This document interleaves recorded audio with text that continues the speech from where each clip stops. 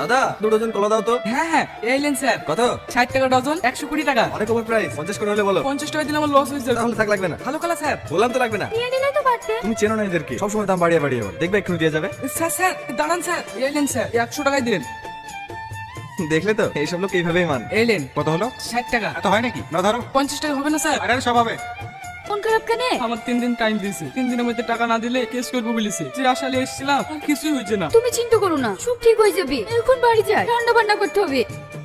10টা টাকার জন্য মানুষটার সঙ্গে কিরকম ব্যবহার করলে? ওদেরও সংসার আছে, পেট আছে। ওরা চাষ করে বলে আমরা এসি করে বসে খাবার খেতে পাচ্ছি। থাক থাক, তুমি আবার শুরু হয়ে যেও না। স্যার ভালো কলা আছে, 50 টাকা ডজন দেবো। এবার 50 টাকা দিয়ে দেবো। আমি ভাগে দিচ্ছি স্যার। রাখো রাখো। 100 টাকা ভাগে দাও তোমার। স্যারকে 50 টাকা ঘুরে দিতে হবে। দাঁড়া দিচ্ছি। এই নেন স্যার। আরে থাক থাক। দিদি, আমি হয়তো আপনার স্বামীকে ফিরিয়ে দিতে পারবো না, কিন্তু কষ্টটা তো ভাগ করে নিতে পারবো। আমরা শুধু আপনার সাহায্য করতে চাই। আজ থেকে একজন পড়াশোনার সমস্ত খরচ আমরা বহন করব। আরে আরে